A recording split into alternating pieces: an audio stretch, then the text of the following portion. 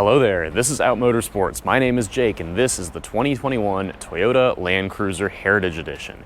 This is the final model year for the Toyota Land Cruiser in the United States and the final model year for this 200 series Land Cruiser all over the world. But while Toyota is going to be continuing on with the Land Cruiser in other parts of the world, the United States is not deemed a segment where they can really offer a new Land Cruiser and have it be competitive in our market. We just aren't buying vehicles like the Land Cruiser in big enough quantities to justify it anymore. So with all that in mind, Toyota decided to offer kind of a final swan song send-off to the 2021 Land Cruiser in the way of this Heritage Edition package.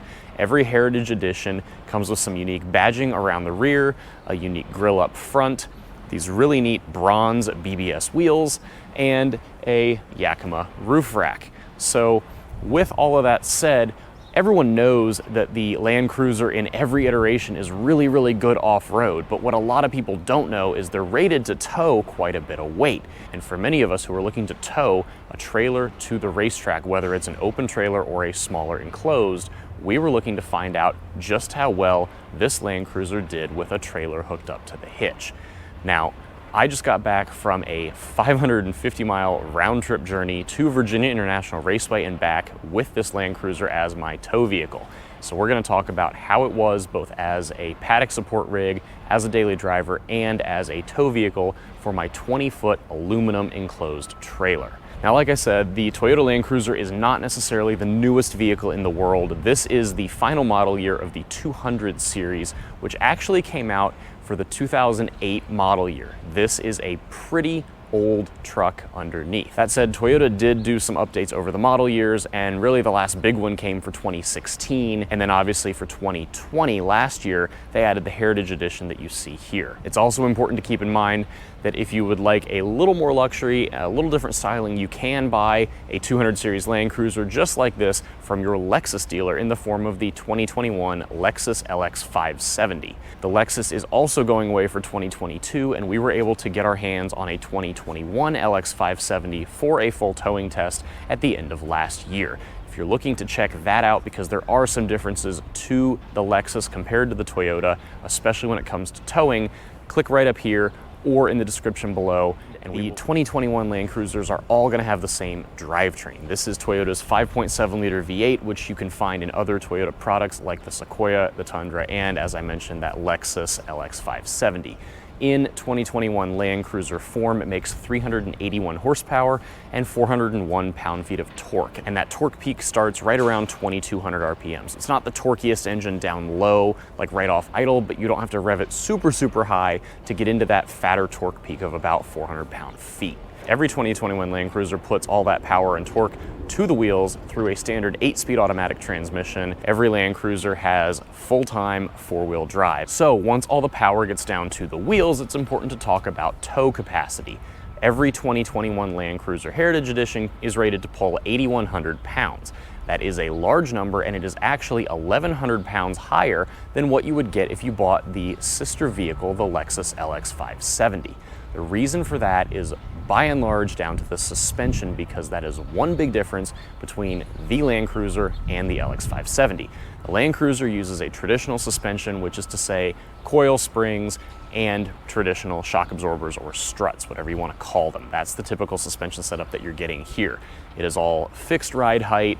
You are not going to get adjustable dampers or anything like that. The Lexus has a hydraulic suspension that can raise and lower the vehicle, and it has adjustable dampers, which means they can loosen or stiffen depending on road conditions and whatever terrain you select. Of course, as cool as that all is, it actually impacts the overall tow capacity of the chassis. So if you need the most tow capacity from a weight perspective, the Toyota Land Cruiser is going to be the one to pick over the LX570. And every 2021 Land Cruiser comes standard with the trailer towing package, which is not really a huge package, but you do get that tow hitch out back, you get an engine oil cooler, and you get wiring under the dashboard for a trailer brake controller. Toyota does not offer a trailer brake controller built into the 2021 Land Cruiser. You can't get one built into the dashboard with a lot of newer trucks and SUVs, but the wiring is there. It would be a very quick installation if you would like to use one of those.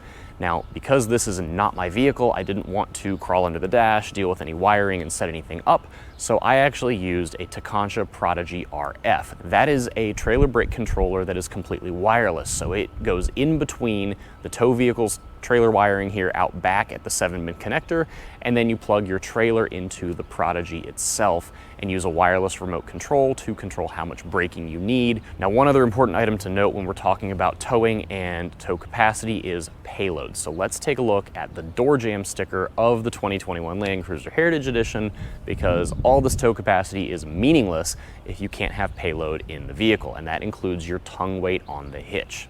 So this is something that's very important to note whether you're looking at one of these Land Cruisers or a Tundra or a Sequoia or anything else that you would be towing with, and that is the door jamb sticker that you will find right here above the door latch, and that will tell you this exact vehicle's payload capacity.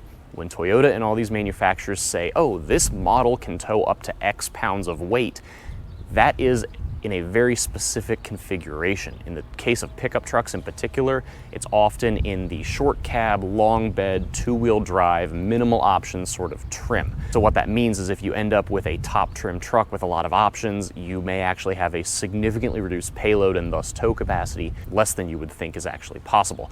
Now, with the Land Cruiser in particular, these all generally come fully loaded, so the discrepancy here shouldn't be very large from vehicle to vehicle, but depending on what you're towing, make sure to check out the sticker in this door jamb. So when you look here at the tire and loading information, it tells you the seating capacity, which is a total of 5, that's 2 in the front and 3 in the rear, and then there is a sentence here that says the combined weight of occupants and cargo should never exceed 600 kilograms or 1,320 pounds. So what that means is you need to figure out how much weight you will have inside this Land Cruiser and then figure out your trailer's tongue weight to make sure you're not over that payload capacity number of 1,320 pounds. What you need to consider is the body weight of yourself as the driver, any passengers you've got, any cargo that you throw in the back, and the tongue weight of your trailer. In the United States, typical trailer tongue weight is about 10% of the rated weight that you're pulling. So that depends on the trailer you're pulling. In my case, my trailer is about 6,500 pounds all loaded up, which means my tongue weight should be somewhere between 650 and about 700 pounds, give or take. If we take that 700 pound number as a high estimate of my tongue weight, that means I've got about 500 pounds to play with inside the vehicle. So that's my body weight, if I had any passengers, which this time I didn't, and then any cargo that I had in the back here. All right, so with all that, let's move to the back of the Land Cruiser. I'll show you how you hook a trailer up back here. It's a little bit of a pain compared to some other vehicles with the hitch exposed, but it's better and easier to access than the twin Lexus LX570.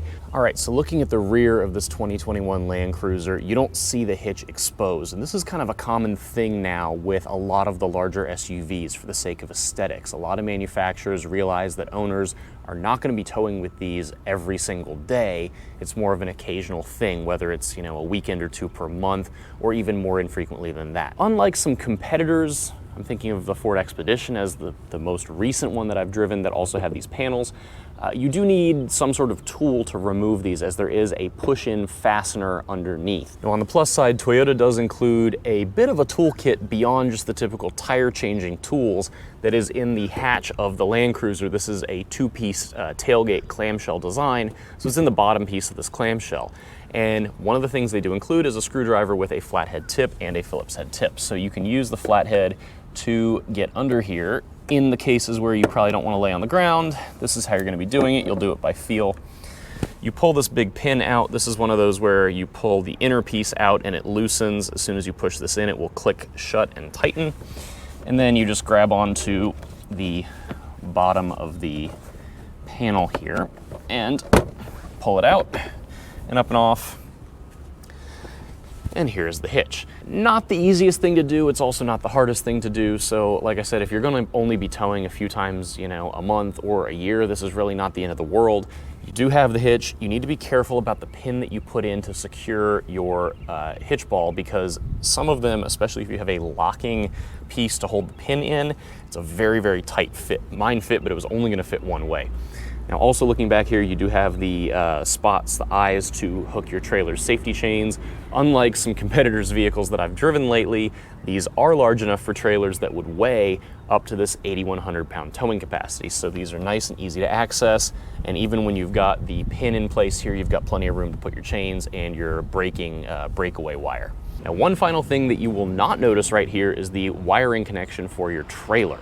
Toyota does include the wiring, but just like the Lexus LX, it is located a little further away, and they do that, I think, because there's not enough room right here to put it with the hitch, and they wanted to make sure it's tucked up out of the way in case you're actually off-roading this thing, you don't rip it off whatever it's mounted to. Now, again, just like the Lexus LX, it's a little tough to access, but as with removing the access panel here, it's also easier to access than on the Lexus LX. So if you're keeping track at home, if you're towing more often, the Land Cruiser will tow more weight, and the hitch and the wiring connectors are both easier to access all on the Land Cruiser versus the Lexus. Now, that wiring connector is going to be tucked up under the bumper right around here, and it is only going to be a 7-pin connector. So if your trailer uses a 4-pin connector, you'll have to get a little adapter. All right, so with all that, let's hop behind the wheel and talk about how this 2021 Land Cruiser is to drive and tow with.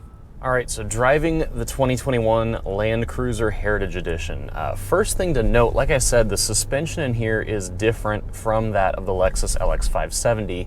It's on that more traditional coil sprung arrangement. Now, as I go over speed bumps, what's really nice is that it rides fairly soft and fairly cushy for around town driving when you're unloaded like this, but stability generally is pretty good, whether you're talking about unloaded through a corner or loaded up with a trailer out back. And the reason for that is with what Toyota calls KDSS, and that's a kinetic dynamic suspension system, which is 4 words that don't really mean a whole lot until I tell you what they do. Basically, what KDSS is a hydraulic set of sway bars. And what Toyota has done is they've got a system here where the sway bars can stiffen up or loosen up a little bit based on the cornering loads that are being applied, or if you're off-roading and you want maximum wheel articulation, they can actually disconnect entirely, which is really pretty cool. Not something that I tried because my whole weekend with this truck was spent towing with it and then driving it around a racetrack paddock, and the furthest off-road we got was some grass. But they definitely helped as far as cornering stability was concerned, both at, moderate speeds like 30 to 40 to 50 miles an hour through some corners, and then with the trailer hooked up. Once you get the trailer hooked up with that kind of awkward plastic access panel, you do have a pretty decent tow rig here. The wheelbase of the Land Cruiser is not the longest thing in the world, and the Sequoia is actually going to be longer by something like 10 inches. It's 9 or 10 inches longer. And that does go a long way. I'm actually driving past a Sequoia right now.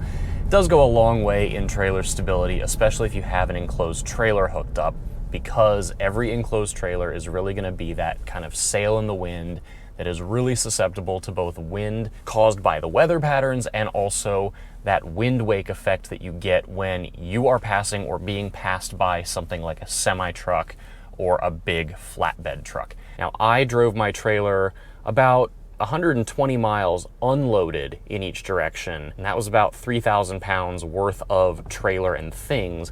And then I drove the rest of my trip, which was another 140 miles or so each way, with my BMW in the trailer. That adds another 3,000 pounds or so. With everything together, the trailer was actually pretty stable, but the Land Cruiser really didn't like pulling the enclosed with nothing in it. It almost felt like with just the box and, I've got some tools and spare parts and things in there, it kind of felt like it wasn't enough weight out back, and whenever we got something big passing us, or I needed to pass a semi-truck, it did really want to move laterally side to side a bit. The good news is it never felt super unstable. It was easy enough to keep controlled. I didn't have to throw a ton of counter steer into it or anything. It was just something that you had to be careful of. Now, with the car in the trailer and getting more toward that 6,500 pound fully loaded weight, things were more stable, but again, you still have to pay attention because it's a short wheelbase and it does want to move around if you're passing a semi or being passed by something.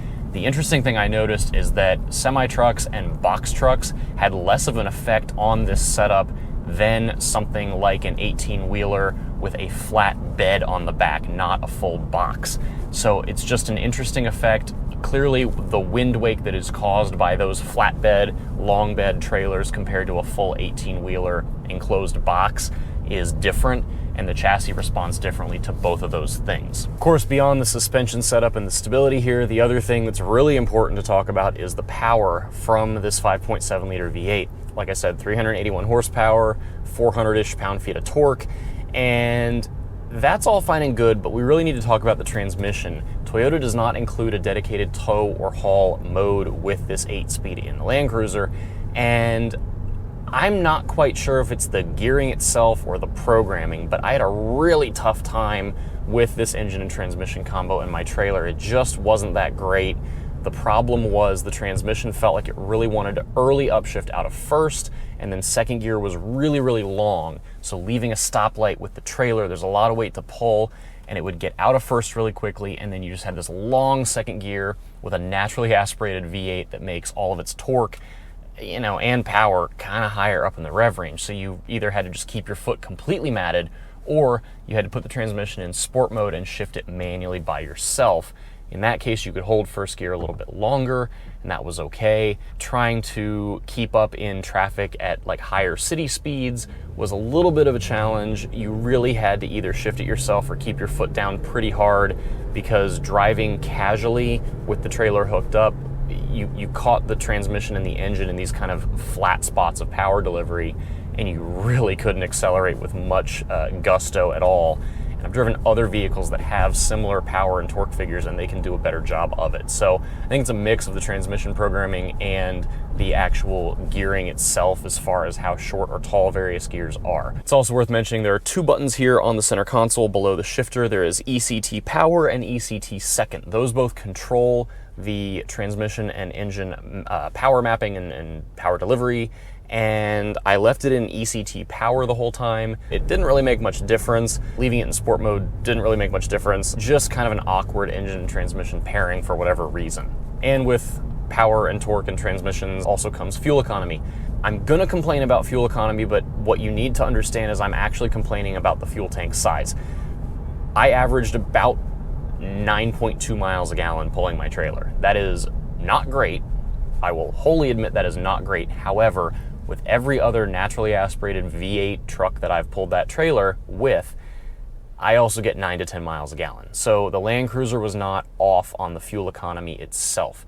With a trailer my size and my shape being that big profile, you're just not gonna get super great fuel economy no matter what. The challenge that comes in here is that I just don't think the Land Cruiser's tank is big enough to do longer distance tows. You are gonna be stopping more or less every 200 miles if you're going to be achieving 9 to 10 miles a gallon with a trailer hooked up. As far as other impressions for general daily driving and things, I really like the Land Cruiser. I think it's got this appeal. It's got kind of a sex appeal that the Sequoia clearly does not have. Everyone thinks a Land Cruiser is cool. This got a ton of attention in the paddock at the racetrack. Everyone likes the looks. Everyone thinks it's very capable, both on-road and off. It seems like it would be a really great vehicle for a lot of people. But the one comment that everyone made was with price. Everyone said, wow, I really like this 2021 Land Cruiser Heritage. I love the looks. Everyone loved the BBS wheels. They thought the interior was nice. They were very curious about how it towed. And then all of them said, wow, this is a pretty nice $65,000 vehicle.